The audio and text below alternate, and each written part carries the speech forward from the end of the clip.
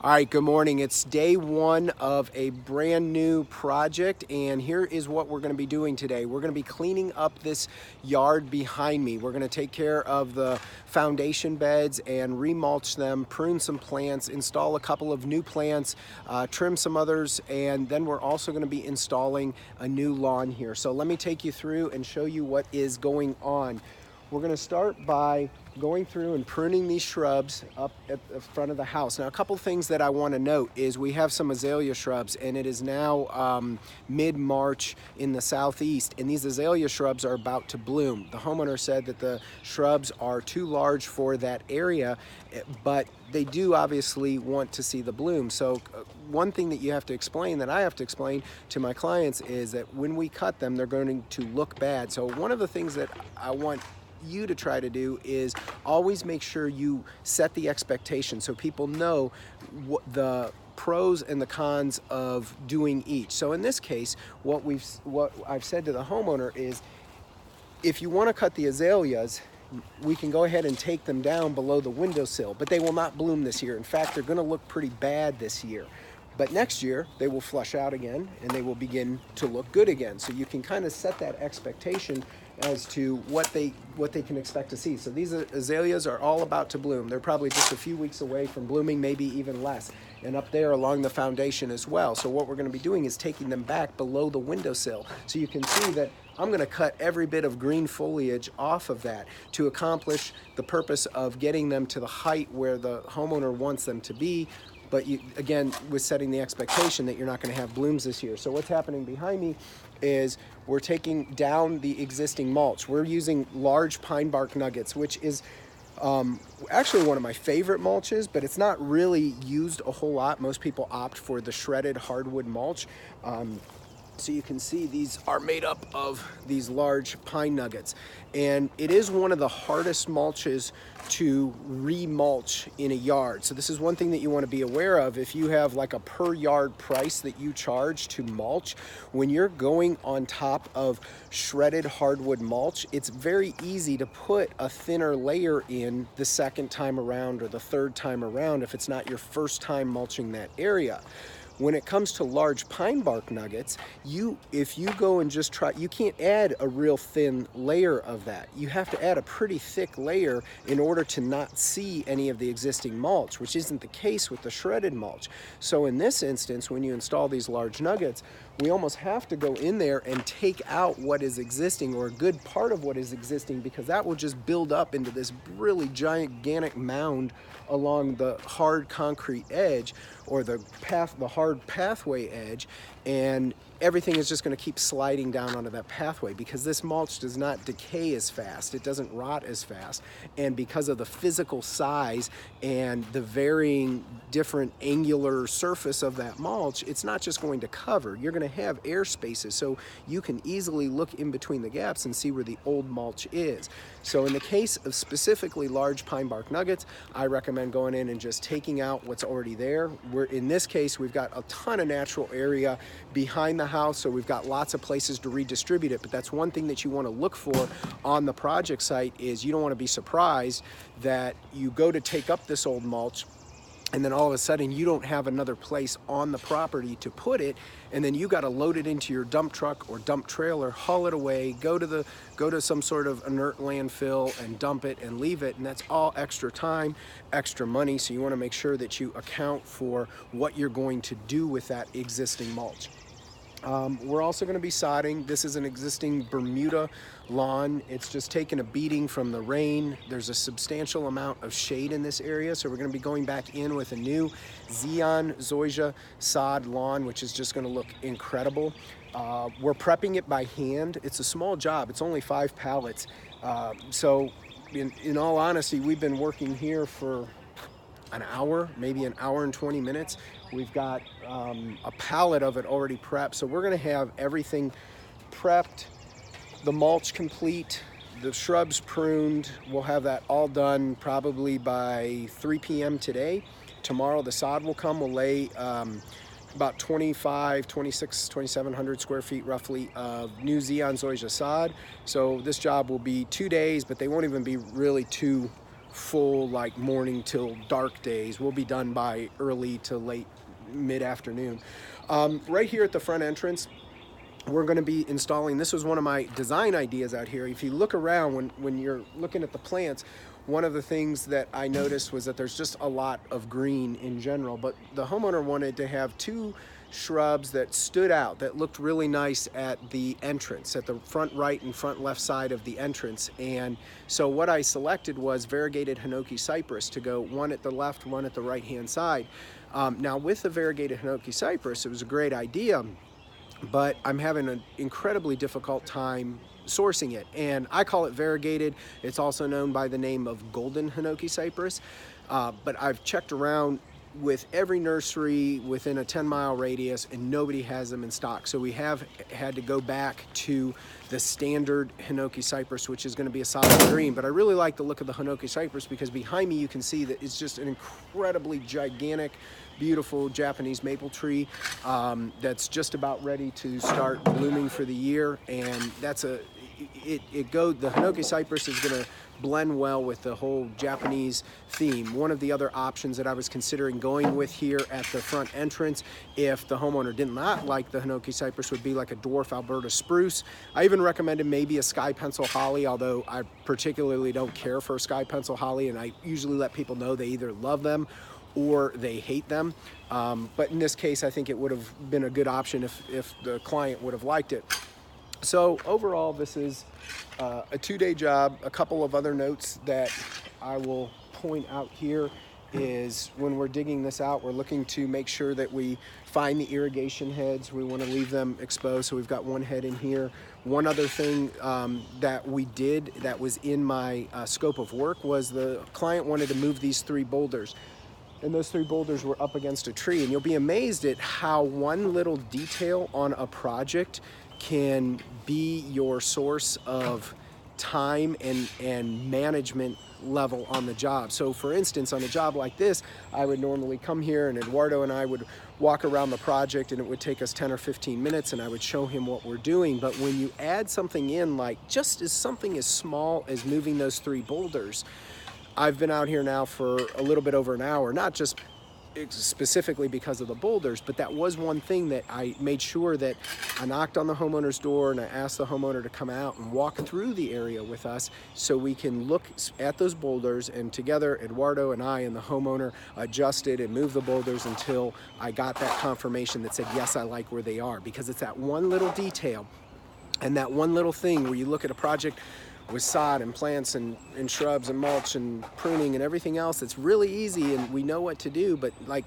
boulders, you don't want to get stuck on it. I don't want it to be 4 p.m. tomorrow on the last day of the project when we say we're all done and then my crew has ridden off and left the job, and on the way to the next project site or for the next day of work, we're ready to start something new, and then all of a sudden the homeowner says, yeah, I like everything, but I just want these boulders moved a little bit. And then I'm dressed like I am going out to appointments for the day, and then I've got to come out and try to move around 3 boulders by myself. So one of those little detail on a small detail like that, you want to make sure that you check in with your client, you get the approval and the confirmation that yes, I like where these boulders are located, and you don't have to move them anymore. So that's one of the main reasons why I stuck around this morning, was to make sure those boulders got done first, because I know that every other detail is easy to manage by a phone call. If anything, if there's any questions on anything else, the homeowner can work with Eduardo. But you know, one of those little details I just want to get signed off and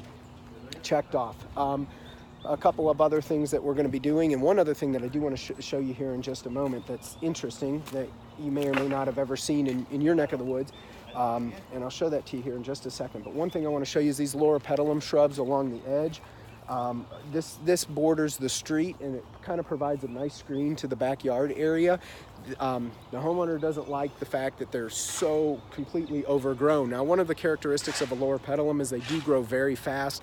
They will take a heavy pruning very well. This is another plant that we're going to be pruning in half. So we're going to be taking these halfway down today and getting rid of the debris. So they're going to kind of miss the bloom. They're actually flushing out a little bit. They're starting to bloom for this now, but in another week or two, these are just going to be a beautiful coral color, but they're going to miss that. So one of the expectations that, again, you have to set is that these are going to look really, really bad when we prune them. They're going to just look like a whole bunch of sticks, no foliage on them.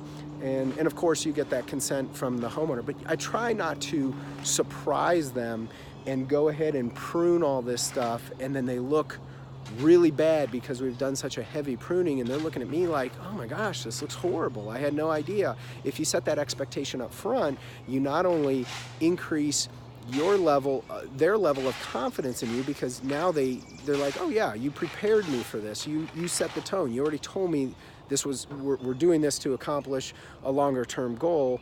And I understand that this isn't going to look perfect from day one because of just the nature of cutting a plant so heavily in the spring season right before it's about to bloom. So here's the other cool thing that I wanted to show you, that I do this for a couple of reasons, because it establishes your expertise immediately when you point out little things like what I'm about to show you here. And it also is just, it provides information and lets the homeowner know what's going on with their yard. So if you can see me, we were walking the yard last week, and this always jumps out at me, little things like this. Can you see in this picture, this little line that I'm tracing with my foot? You can almost see, let me see if I can get a better visual on that. You can almost see this faint line, and it's a ridge, it's a raised area. That is a mole tunnel. So there's moles in the yard, which is very common here in the Southeast. And one of the things that we will notice in a lawn that's infested with moles is tons and tons of these tunnels, which are just raised ridges, and you can almost see like a crack in the yard. This is pretty evident right in here where you can see it. And if you step on it, it's real soft and you collapse the tunnel. But you can see the path that the moles travel. Here it is, right? Here's the other point of the mole tunnel. And in a yard that's infested with moles, you'll see these ridges everywhere, which is really obvious. But when I'm walking a property with a homeowner, and we met a couple weeks ago and looked at this job and signed this project up, as I'm walking, I'm like, oh, by the way, you have a mole over here. And then usually it's a conversation piece. It's something to point out, as to be aware of what's going on in their yard, but it's also, it adds to your credibility, because of these the nuanced things that you notice are where projects, I believe, get sold. If she's getting competitive bids on this project, and everybody comes out and says, what would you like done? Kind of like when you go to a restaurant and the waiter says, what would you like to order? Versus a waiter that comes up and says, what would you like to order? By the way, here are the suggestions that I have. Here's a few of the things that you might not know about at our restaurant, say for instance, and here's how we can custom make anything that you like. And when you step a little bit outside of what everybody else is doing and establish the expectations of what plants will look like, the fact that there's a mole tunnel, little just details in the yard that separates you from your competition, people instantly feel a certain level of increased trust and increased confidence in your services. So I hope you've enjoyed walking through this project with me. Again, this is a 2-day job, new sod, mulch, pruning, plant material, and just kind of gives you an idea of what we do on a day-to-day basis. We're using a 3-man crew on this job, which I think is important to note, because I think that there's a lot of guys out there toting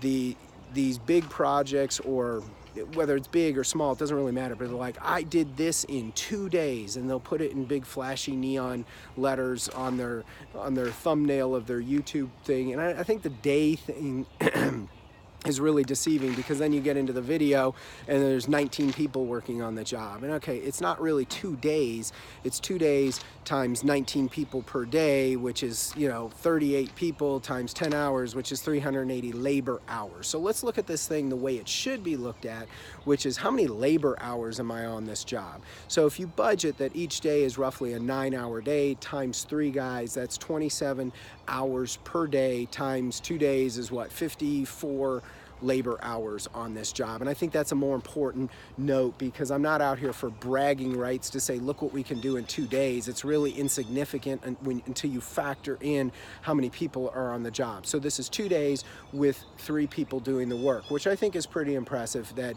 we can knock all this out in 2 days, because it's a good amount of work, and we're doing it all by hand.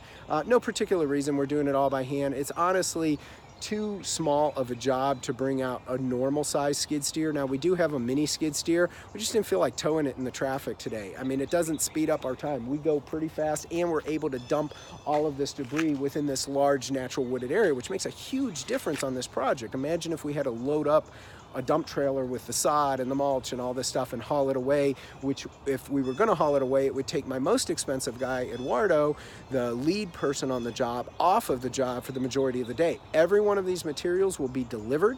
Eduardo's not going to have to go pick anything up in the dump truck, which again, I think is another important note. I'm not sending my guy off the job to go pick up mulch, to go pick up the landscaping mix. Here's what is being delivered. We have 50 bales of pine straw. We have the 2 shrubs, and those 2 shrubs and the 50 bales of pine straw are being delivered from the same nursery. So I've called and got that delivery on its way as we speak. We're having the mulch delivered first from our sod supplier. He's going to be bringing out the mulch this morning. This afternoon, he's going to be bringing out the landscape mix, which is a blend of compost and river sand to amend this soil here and prepare it for the new sod that's going to be installed. So that'll come this afternoon. Tomorrow morning, we're having the 5 pallets of Zoysia delivered here early in the morning. So all of these deliveries are timed. These guys do not have to leave the job site, which is critical because that takes precious time. You're going to be driving in Atlanta traffic, which is horrible to begin with. Everything is on its way. They won't have to leave. This job's going to go really smooth.